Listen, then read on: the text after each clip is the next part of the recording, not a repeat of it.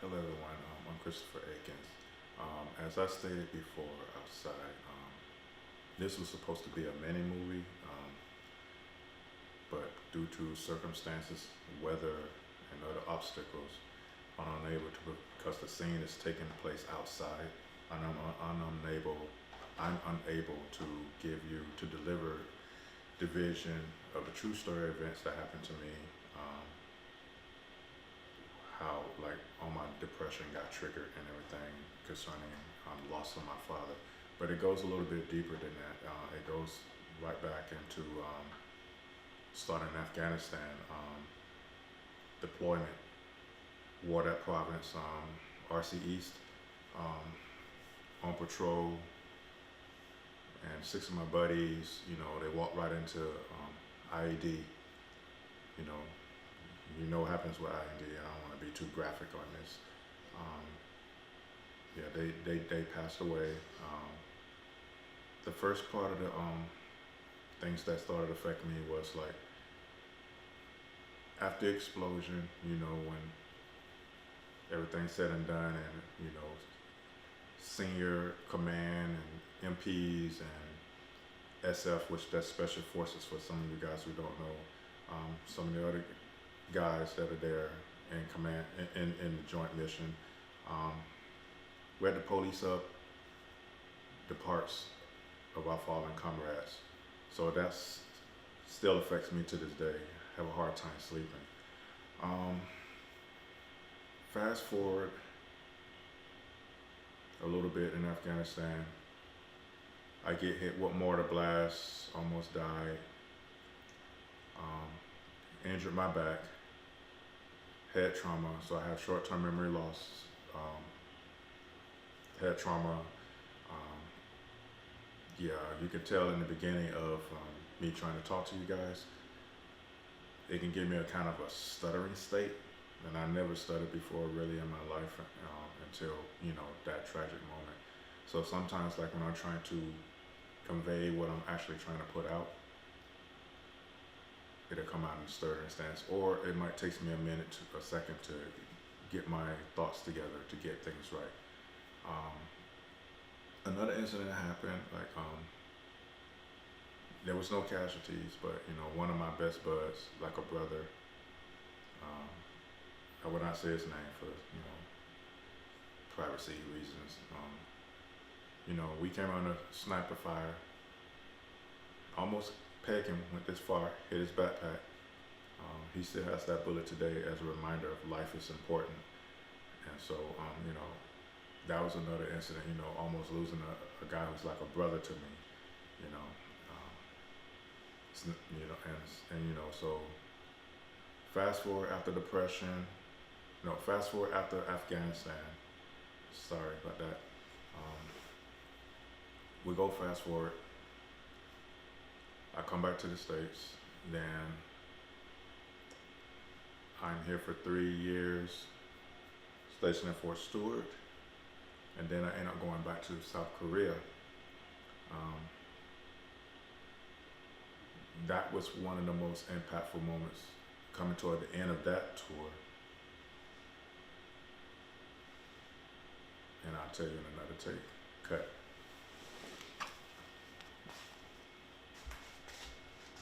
Depression the Killer, Episode 3, Scene 1.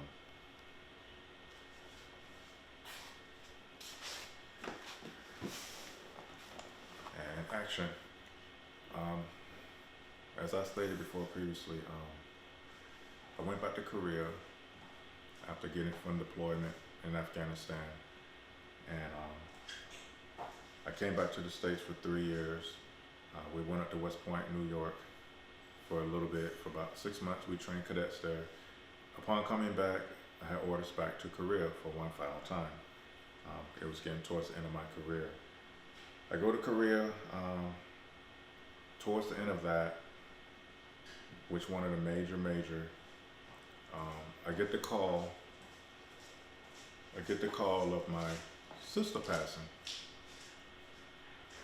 on Thanksgiving Day. It's kind of hard to talk about it now. It was really hard it was one of the things that it's one of the things that really affected me a lot. Cause my little sister meant a lot to me. Um, how she died um, when we was younger. She got sexually assaulted, and the individual gave her HIV.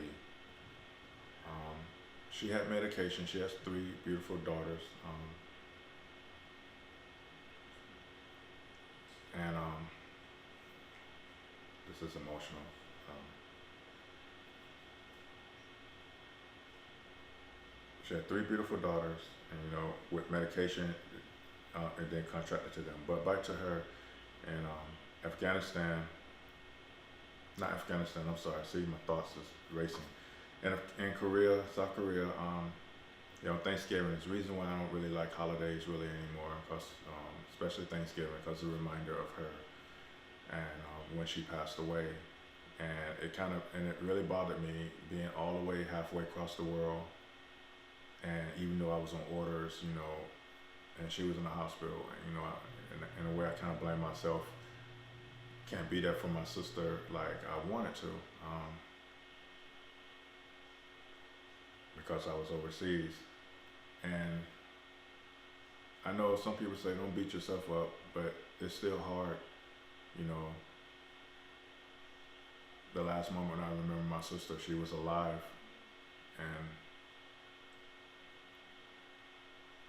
I haven't seen her in a couple of years up until the point she passed away, because the military had me overseas most of the time, and when I come home on a 30-day leave, I go see my kids, and I try to see her as much as I can, but 30 days is not enough to want to visit every family member, see everybody you want to see that you care about, so that was very, very hard on me. And then, but I was still trying to keep it together. And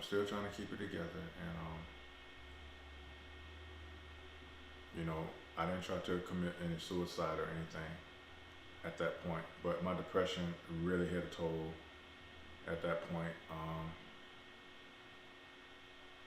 I guess I'll tell you in another take. Cut. Depression, the killer, episode 4, rough cut 1.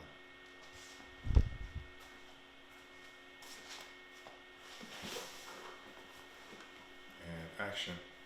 So to continue on, I lost my sister. So fast forward, I come back to the States shortly after that, after Thanksgiving, probably like January or something like that.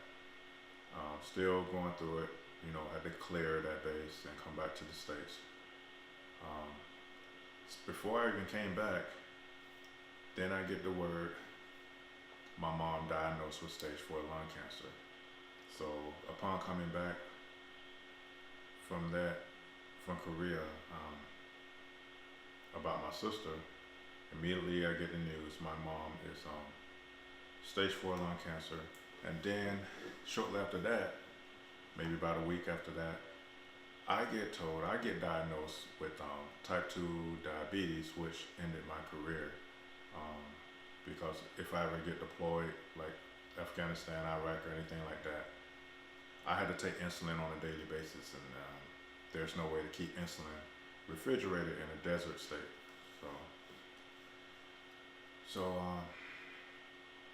that was the start of my career ending in the military. I didn't finish the way I wanted to finish. And then I come back, I'm helping my mom with her cancer. We got her out of the dangerous state. I got stationed in Fort Stewart. I was supposed to go to Colorado Springs, but I had a compassionate reassignment due to my mom's condition. So I was able to stay at Fort Stewart, closer to my mom, like a 2-hour drive, so I can take her to and from chemotherapy. And then, fast forward, she gets better. She was in remission. And then it wasn't even a year of my sister's anniversary death. I'm out of the military at this point. I'm already retired, and get I get tons of calls from my mom and my brother that I missed. And as you can see in that clip of me getting the call, that was my reaction. I just spoke to my dad the day before, and getting the call when I talked to my mom, she's telling me my dad passed away. Um, that he passed away, and that's still hard for me right now. And my wife, girlfriend at the time, she was there. We was actually getting ready to go to a storage to take some things to the storage and take some things out of the storage. And I had what we call a Gerber in the military. Anybody know what it is? It's like a survival toolkit. It has like screwdrivers and a knife and other tools in there. And I got the news, and when I got the news, I immediately just lost it. You know, lost my sister. Now I lost my dad. I lost my battles. You know, in Afghanistan, and I just couldn't take it anymore. You know, I'm like, why everybody that's close to me always leaving? You know, and you know, why I had to lose the people that I care about, and it's like I didn't get a chance to mourn one death. I had to mourn. I had another death right after that, and then after my dad, didn't get the chance to mourn him really. Both of my grandmothers passed, as well as a cousin of mine, a favorite cousin of mine. He passed, and it was just too much. Yeah, and you know, during that moment with my dad, I had my Gerber. I started walking off, and my wife, girlfriend at the time, she came to me, stopped me in my tracks, and you know, she wouldn't let me go. She went because she knew that I'll probably go out and try to hurt myself. Which that was the plan. I didn't want to be here anymore. I really didn't want to be here anymore. And so, you know, she was letting me know, like, everybody who still need me, because my mom was still here. My kids, they're still here. My stepdaughter, her daughter, who was like 5 at the time, almost 6, she need me. And you know, it was hard. She took my Gerber from me, and she wouldn't let me go for the life of her. I'm bigger than her, but she's strong, and she would not let me go. And she like, I'm not gonna lose you to no foolishness. I'm not gonna lose you to, you know, no nonsense. You know, we're here for you. You know, we love you. You're not alone, and stuff like that. And so, you know, she took my Gerber. After she realized what the Gerber was, that it had a knife in there, because she wondered why I grabbed it. She didn't really know what it was, but she knows now. And so she took that from me when she realized it had a knife in there, a blade that cut wood and all of it. It's like it's a survival toolkit. And so we go back in the home.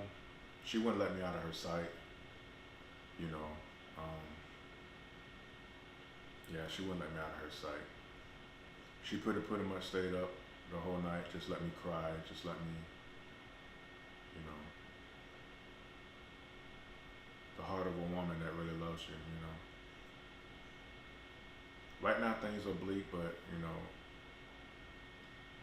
know, I'm still battling those demons, you know, trying to hurt myself, depression, anxiety, PTSD, you know, so